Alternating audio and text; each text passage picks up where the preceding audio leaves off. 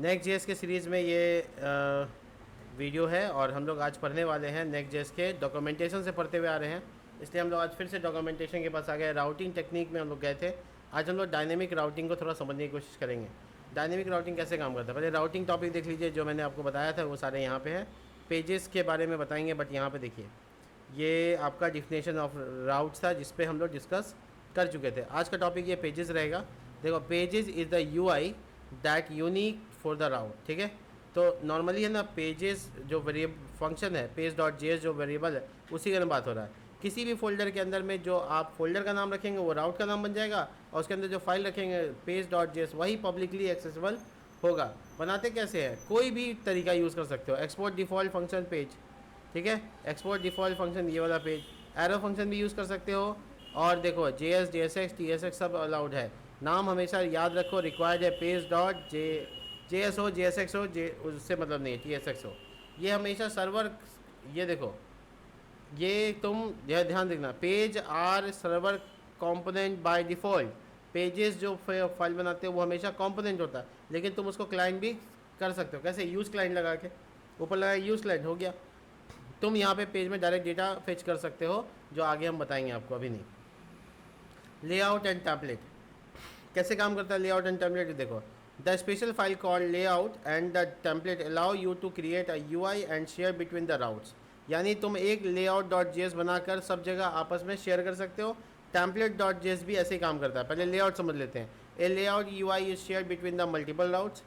अब देखो यहाँ पे बहुत टेक्निकली समझना ये है कि ये वाला जो, एक मिनट, ये वाला जो इमेज है इसमें समझो, ऐप के अंदर में ये देखो, ऐप के अंदर में यहाँ पर डायरेक्ट डैशबोर्ड है, डैशबोर्ड के अंदर लेआउट डॉट जेएस है। यानी डैशबोर्ड के अंदर जितना भी फोल्डर तुम बनाओगे, डैशबोर्ड के अंदर जितना भी काम करोगे, उसमें यही वाला लेआउट काम करेगा। और उसके अंदर बनाने का था, अगर तुम डैशबोर्ड के अंदर बना रहे तो कैसे बनाओगे, एक्सपोर्ट डिफ़ॉल्ट फंक्शन नाम रख लो, डैशबोर्ड लेआउट। उसके बाद तुमको ये चिल्ड्रन पास करना है, ये जेएस कर लेना ताकि जेएस का कोड नज़र आए। चिल्ड्रन पास कर देना और रिटर्न तुम अपना कर सकते हो जो तुमको करना है। जो चिल्ड्रन जहाँ पे दिखाना है, जहाँ पे सब पेज का डेटा दिखाएगा, वहाँ चिल्ड्रन डाल दो, ख़त्म हो गया बात। देखो, राउट लेआउट जो होता है वो रिक्वायर्ड होता है, यानी एक राउट लेआउट बाय डिफ़ॉल्ट होता है। कौन है राउट लेआउट, यही है, देखो बाहर वाला। अब तुम उसके अंदर भी कई लेआउट बना सकते हो अलग अलग चीज़ों के लिए। एग्जाम्पल समझ लेते हैं, बहुत जल्दी समझ में आएगा। सबसे पहले ये समझ में आना चाहिए आपको कि ये जो डिव हम लोग बनाए थे, याद है आपको, लास्ट क्लास में हम लोगों ने बनाया था इसको। अब हम आपको दिखाते हैं ये कैसा दिखता है। रिफ्रेश करके देखो, ये ऊपर वाला सेक्शन है जो हम लोगों ने बनाया है। अब हम लोग ये चाहते हैं कि कोई फोल्डर बनाए और उसके अंदर लेआउट अलग काम करे, सेपरेट। तो वहाँ पे राउट लेआउट नहीं बनेगा, उस कंपोनेंट का लेआउट बनेगा। रूट लेआउट जो होता है वो सबके लिए होता है, लेकिन तुम अंदर में किसी को इंटरप्रेट भी कर सकते हो। एग्जाम्पल देख लो, बहुत समझ में आएगा। मान लो कि मैंने एक फ़ोल्डर बनाया है जिसका नाम रखा है गौरव, या मैंने नाम रखा है यूज़र, ठीक है। अब यूज़र फोल्डर के अंदर में 3 फोल्डर है, ठीक है। पहले का नाम है सेटिंग, और इसमें लिखते हैं पेज डॉट जेएस। तो सेटिंग नाम, यूज़र के अंदर एक सेटिंग फोल्डर बना, उसके अंदर पेज डॉट जेएस, RAFC करके लिख देते हैं हम, एक कंपोनेंट। और दिस इज़ सेटिंग पेज, ठीक है, ताकि पता चले। नहीं, इसमें स्मॉल चलता है। सर्वर का जो कंपोनेंट होता है ना, उसमें स्मॉल कर सकते हैं। क्लाइंट का कंपोनेंट में बहुत मैटर है, ठीक है, क्योंकि वो क्लाइंट की तरह काम करता है। इसी तरह से जैसे सेटिंग एक फ़ोल्डर है, वैसे एक प्रोफाइल नाम का फ़ोल्डर भी बनाते हैं। Profile folder slash page dot JS. देखो, ओहो स्लैश हो गया, तो गड़बड़ हो गया यहाँ पे, बनाने टाइम में ध्यान नहीं दिए। अब दोबारा रीनेम नहीं होता है, तो डिलीट मार दिया। वापस देखो, यूज़र फोल्डर के अंदर में एक और फाइल जिसका, ओहो ब्लैंक बन गया, user fold, low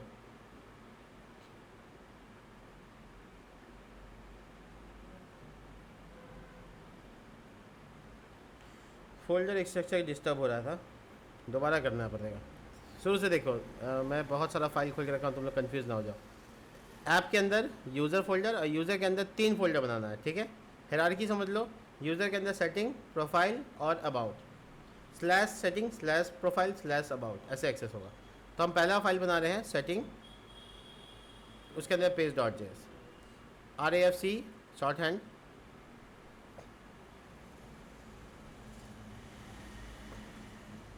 this is setting, ठीक है। ऐसे ही यूज़र फोल्डर के अंदर में एक और फाइल जिसका फोल्डर होगा प्रोफाइल /page.js। देखो, तो यूज़र के अंदर प्रोफाइल फोल्डर भी है, सेटिंग फोल्डर भी है, ध्यान से देखना hierarchy. This is profile folder, folder या फाइल पेज लिख दो। एक और मेरा बनाने का मकसद था अबाउट, ठीक है, तो वो भी यूज़र फोल्डर में ही बनाना है। तो यूज़र फोल्डर का नाम इसके अंदर अबाउट और उसके अंदर page.js, ठीक है, क्लियर है।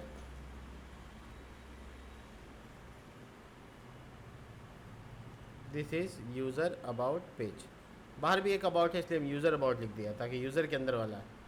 तो मोटे मोटे तौर पे तुम्हारा स्ट्रक्चर क्या हुआ, ध्यान से देखो, यूज़र फोल्डर है और उसके अंदर में अबाउट है, उसके अंदर प्रोफाइल, उसके अंदर सेटिंग है, मतलब बेसिकली 3 उसका चाइल्ड है।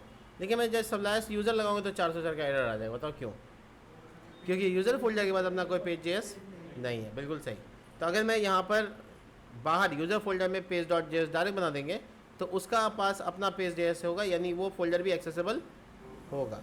चलिए अब लिख देते हैं this is user panel, panel है ये एक्चुअल में, मान लेते हैं। तो तुम देखो आ गया, यानी बना तो आ गया, नहीं तो 404 का एरर था। अब यही यूज़र में /about लिखेंगे तो वो अबाउट पेज एक्सेस हो जाएगा। इसी में सेटिंग खोजेंगे तो सेटिंग खुल जाएगा और प्रोफाइल खोलेंगे तो प्रोफाइल खुल जाएगा, ठीक बात है। लेकिन तुम एक चीज़ नोटिस करो, जो लेआउट में राउट में जो हम हेडर डाल देते वही आ रहा है, आया ना। तो हम ये चाहते हैं कि लेआउट से वो वाला पार्ट हटा दें, ठीक है। ये कोड था, इसको हटा दिया। अब तो नहीं आ रहा होगा, अब किसी भी पेज में नहीं आ रहा, होम पेज में भी नहीं आ रहा होगा, क्योंकि पूरा लेआउट का क्या है, पेरेंट है। लेआउट क्या है, सबका पेरेंट है। इसी को बोलते हैं हम लोग शेयर कर रहे हैं आपस में, एक जगह लेआउट बना रहे हैं और सब फाइल में शेयर हो गया। तो हम ये चाहते हैं कि जो यूज़र फोल्डर के अंदर राउट्स हैं सिर्फ उसमें आए, क्या समझे, मतलब पूरा ऐप में नहीं, अबाउट में नहीं, बाहर के अबाउट में नहीं, बाहर के पेज में नहीं, सिर्फ यूज़र फोल्डर के अंदर का लेआउट अलग हो। उसे हाँ, उसके अंदर जितना है वो सब में आए, उसमें भी आए, /यूज़र पे भी आए, /यूज़र प्रोफाइल पे भी आए, सेटिंग पे भी आए। ऐसा होता है। एडमिन में चाहते हो तो एडमिन का अलग हो जाएगा, यूज़र का अलग हो जाएगा, ऐसा बनेगा प्रोजेक्ट तो समझ में आ जाएगा। तो इसके लिए तुमको अंदर में एक और लेआउट बना होगा, उसको तुम कहते हो लेआउट, डॉक्यूमेंट लेआउट या राउट लेआउट। रूट लेआउट नहीं कहेंगे, रूट लेआउट एक ही होता है, वो उसमें HTML और बॉडी का टैग भी होता है।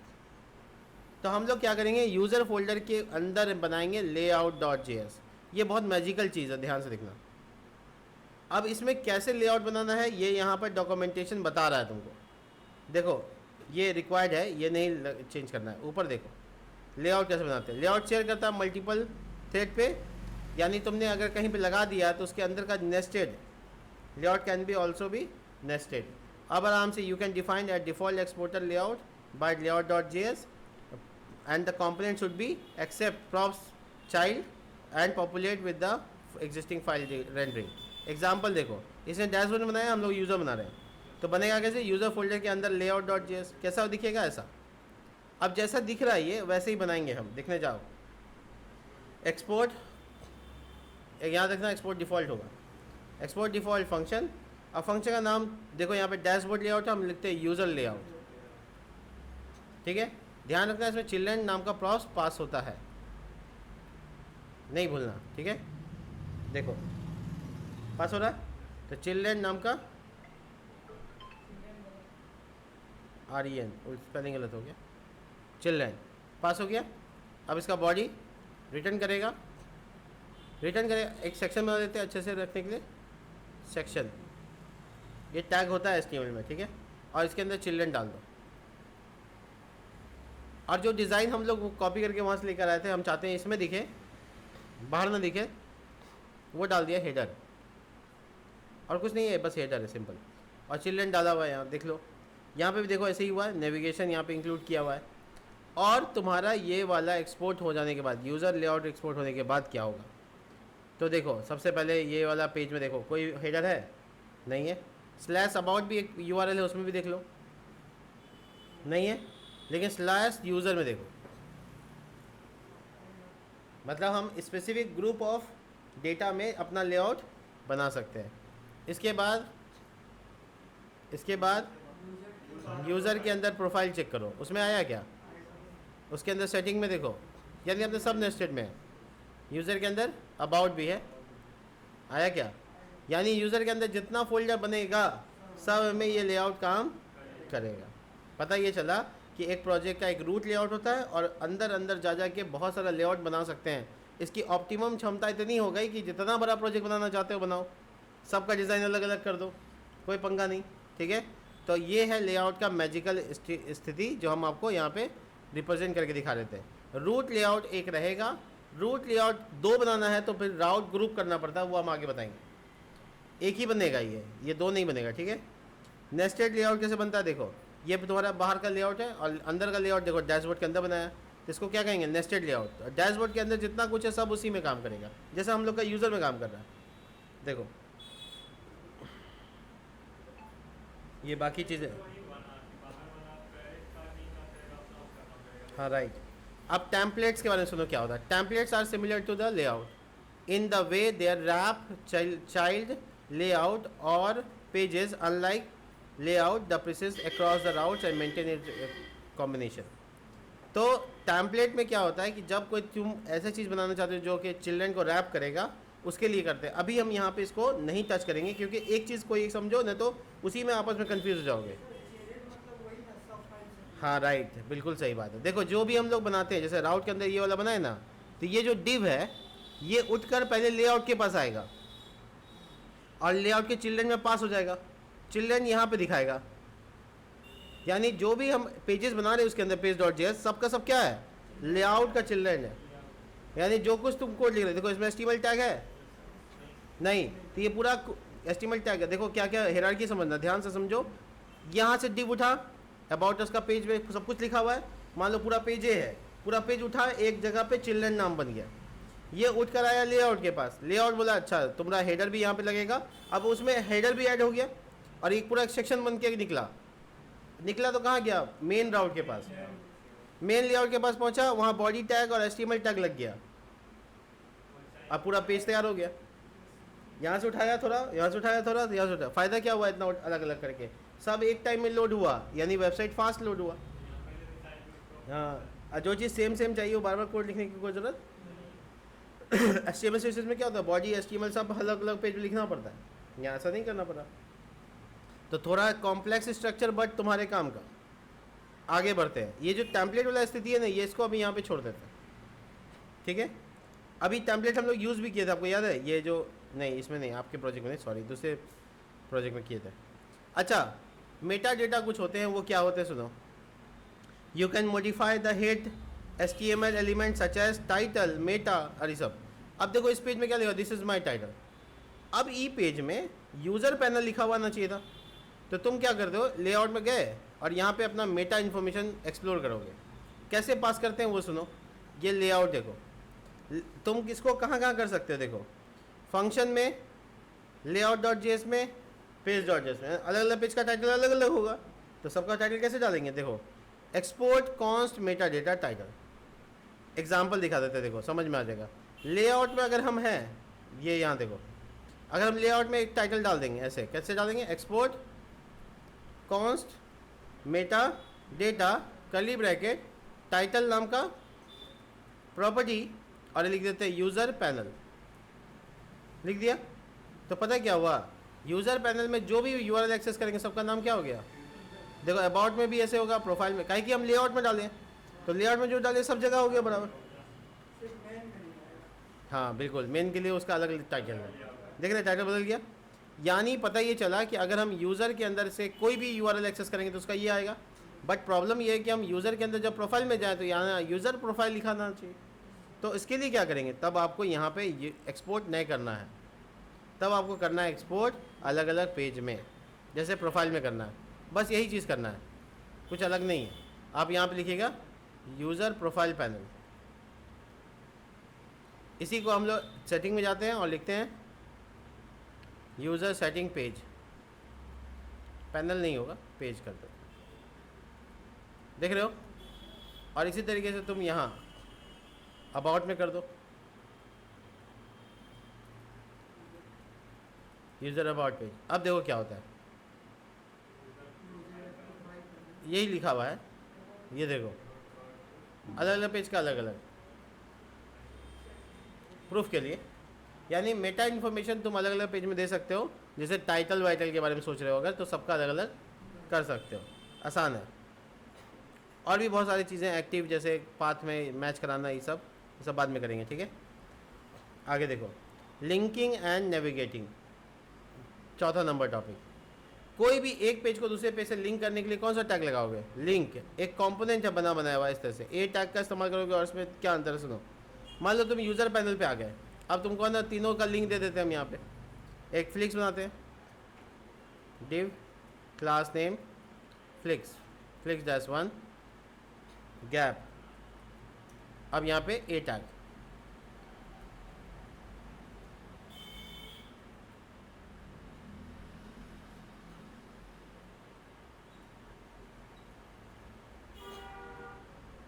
देखो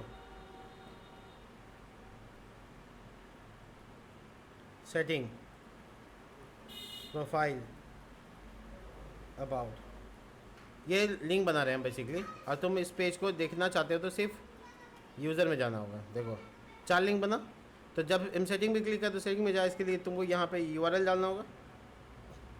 देखो /यूज़र, इसमें /user/setting, इसमें जाने के लिए /user/profile, और इसमें जाने के लिए /user/about। तो तुम इस पर लिंक क्लिक करोगे तो जा सकते हो। चेक कराते, देखो ध्यान से देखना, पेज लोड होता है या नहीं होता है, हुआ कि नहीं। फिर से प्रोफाइल पे देखो, हुआ कि नहीं। अबाउट पे देखो, हुआ कि नहीं।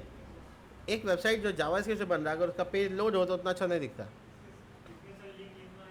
हाँ, ये वही लिंक है जो रिएक्ट राउटर डॉम में अवेलेबल था, तो बस इसके पास पहले से बना हुआ है, तुमको बनाना नहीं है।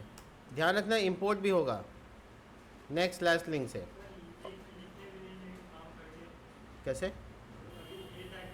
हाँ, ए टैग में काम करता है, कोई दिक्कत नहीं, बस रिफ़्रेश हो जाता है। पेज रिफ़्रेश नहीं हो, इसके लिए तुमको क्या यूज़ करना है? लिंक। अब तुम्हारे सामने देखिए, आप नया ऑप्शन है। अब जब हम सेटिंग पे क्लिक करें तो क्या पेज लोड हुआ, स्मूथ हुआ?